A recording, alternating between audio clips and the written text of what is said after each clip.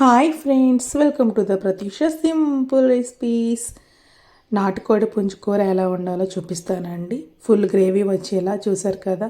నీట్గా వాష్ చేసుకొని చికెన్ని పక్కన పెట్టుకోవాలి.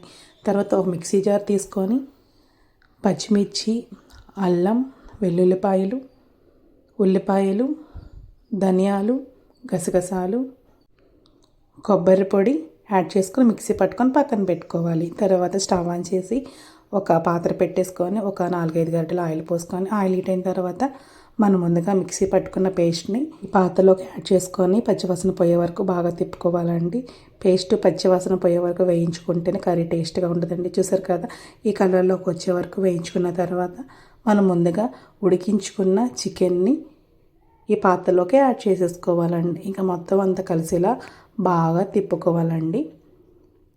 ఈ చికెన్ కొంచెం మగ్గి ఆయిల్ పైకి తేలుతున్నప్పుడు రుచికి సరిపడా ఉప్పుని యాడ్ చేసుకోవాలండి. రుచికి సరిపడా పసుపు, మీ టేస్ట్కి సరిపడా కారం కూడా యాడ్ చేసుకోవాలండి. నేను ఇక్కడ కాశ్మీర్ రెడ్ చిల్లీ కారం కూడా యాడ్ చేసుకుంటున్నానండి. మొత్తం అంతా కలిసేలా బాగా కలుపుకోవాలండి.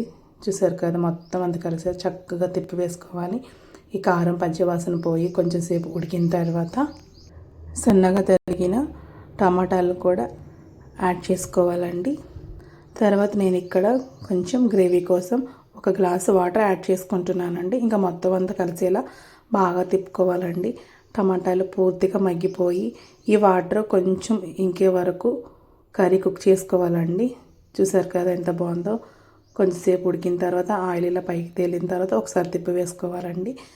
తర్వాత సన్నగా తరిగిన కొత్తిమీర కూడా యాడ్ చేసుకొని మొత్తం అంతా కలిసి బాగా తిప్పుకోవాలండి. ఇంకా 2 మంటలు వచ్చే వరకు కుక్ చేసుకున్న తర్వాత ఇంకా స్టవ్ ఆఫ్ చేసేసుకొని సర్వ్ చేసుకోవడమేనండి. మీరు ఒకసారి ఇలా ట్రై చేయండి. ఫుల్ గ్రేవీతో చాలా టేస్ట్గా కుదురుతుందండి. నాకైతే చాలా బాగా కుదిరింది. మీరు కూడా ఒకసారి ట్రై చేయండి. నా వీడియో నచ్చితే కామెంట్ చేయండి, సబ్స్క్రైబ్ చేసుకోండి. అంతే సింపుల్. Bye bye friends.